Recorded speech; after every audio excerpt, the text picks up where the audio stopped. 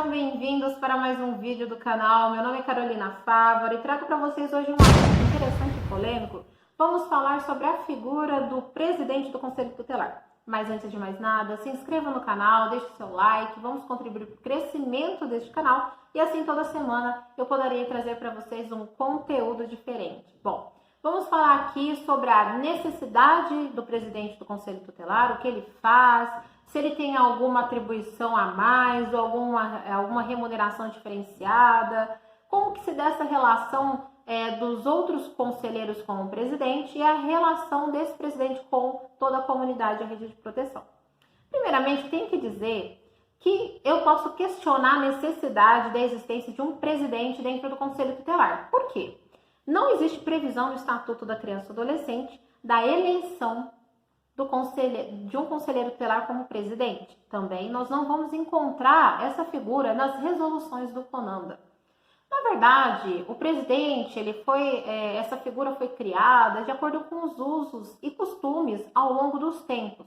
Os próprios conselheiros entenderam por bem eleger um de seus pares para ser aquele responsável por organizar uma rotina administrativa ou mesmo representar o Conselho Tutelar nos demais órgãos, em audiências e demais eventos que se fizerem necessários. Também houve-se o questionamento de que às vezes era necessário enviar um ofício, uma carta, uma notificação e não sabia-se para quem direcionar esse ofício. Então nós entendemos que essa figura é uma figura criada por uso e costume para facilitar uma comunicação do órgão com a rede de proteção e com os demais órgãos, bem como para tentar organizar dentro da rotina de trabalho. Acontece que, infelizmente, alguns conselhos pelo Brasil, nós temos relatos disso, distorceram um pouquinho essa figura e ficou-se por alguns anos entendendo que o presidente tinha uma certa autonomia a mais, um certo poder de mando e que os outros conselheiros estavam submissos à ordem desse presidente, o que não é verdade. Vamos retroagir um pouquinho, vamos fazer aquela recapitulação dos seus estudos e lembrar que o Conselho Tutelar é composto de 5 membros. Todos esses, compõem um colegiado e esse colegiado ele é autônomo nas suas decisões. Bem como, se nós formos falar em colegiado, nós entendemos que essa sim é a figura de autoridade dentro do Conselho, porque nenhuma decisão pode ser tomada unilateralmente. Para que uma decisão tenha eficácia, tenha valia, precisa ser aprovada pelo colegiado. E nós sabemos que essa decisão precisa de pelo menos 3 votos favoráveis ou, no caso, 3 votos contra. Então, assim, nós entendemos que o presidente ele não pode ser superior a um colegiado. Então, não tem por que as pessoas imaginarem, tanto as pessoas externas ao órgão quanto os próprios conselheiros entenderem que esse presidente teria algum voto, alguma voz a mais, com um peso a mais que o colegiado em si. Também, algumas pessoas imaginam que ser presidente traz alguma vantagem, que eu não consigo enxergar qual, porque a remuneração do conselheiro ela não é alterada, não se ganha mais por ser presidente. Na verdade, eu acredito que a presidência traz um peso a mais de trabalho, um desgaste a mais para a imagem de um conselheiro. Por quê? Esse presidente vai ser sempre aquele que vai comparecer nos eventos públicos, nas audiências, representando o conselho. Isso vai trazer um desgaste da imagem dele muito grande. Sabemos que nem todas as relações, nem todas as reuniões são para tratar de assuntos fáceis, tranquilos. Às vezes o conselho está numa posição contrária aos interesses do próprio poder público, para que assim possa se fazer valer o direito da criança e do adolescente. Então eu acredito num certo desgaste da imagem. Levando em conta que não há nenhuma remuneração, nenhuma retribuição a mais, eu acredito ser desnecessária a eleição de um presidente do Conselho Tutelar. Por quê? Nós temos o CONANDA que traz em sua resolução vigente a ordem, a orientação de que as atividades, que os casos e o volume de trabalho seja dividido de forma igual entre todos os conselheiros. O colegiado se reúne para definir escala de plantão, divisão de trabalho, toda a sistemática, ela é definida pelos conselheiros e também leva-se em consideração o próprio regimento interno. Então, por que precisaria de um presidente delegar uma função, uma atribuição que o próprio conselheiro já sabe ser a sua obrigação, o seu cumprimento, certo?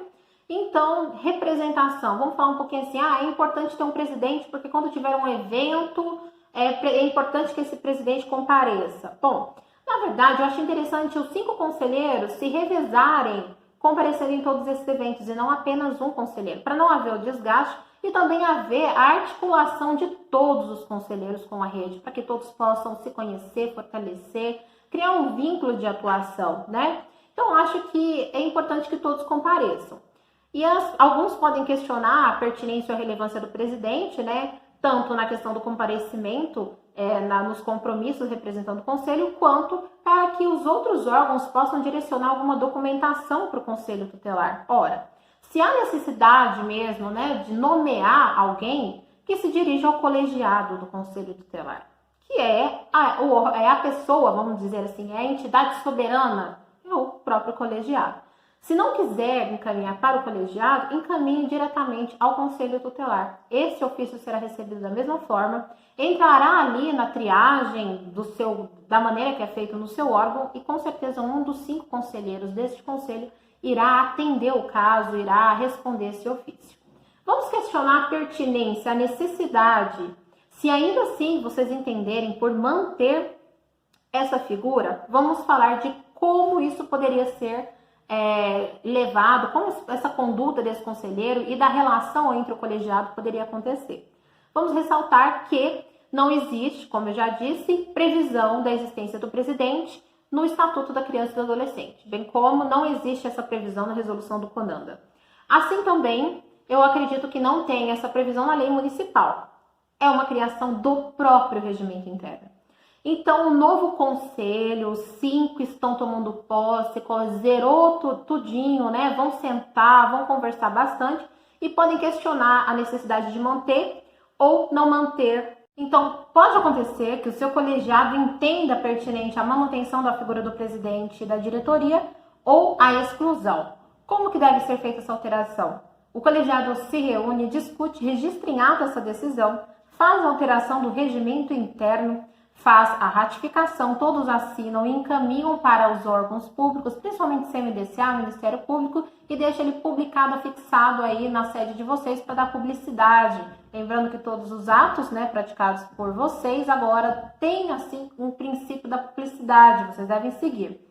Então, ficou claro que é uma decisão do colegiado, a questão da manutenção da presidência ou não, deixando claro que o presidente ele não é chefe do conselho tutelar, dos conselheiros tutelares, ele não ganha nada mais, ele não pode ter um destaque em que os outros conselheiros fiquem à margem, né? É para ser bem equilibrado e distribuído, assim nós vamos estar cumprindo o que o CONANDA orienta, né? Que a divisão dos trabalhos sejam feitos de forma igualitária entre todos os membros do conselho.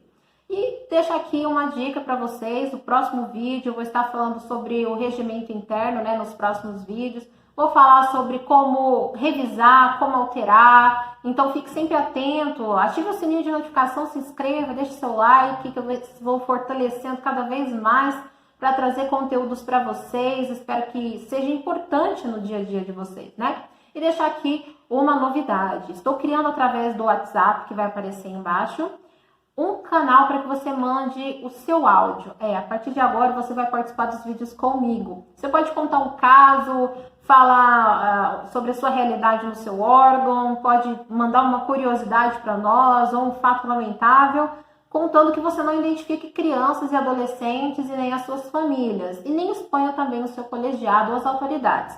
Vamos mandar áudios, né? Eu vou selecionando eles, em que a gente possa discutir algum assunto e quem sabe possa ser útil aí para o seu colegiado.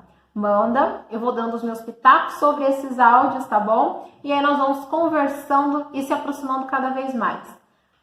E esse foi o vídeo de hoje, fiquem atentos, vou estar sempre postando vídeos novos aqui no canal com assuntos importantes para vocês. Um grande abraço e até o próximo!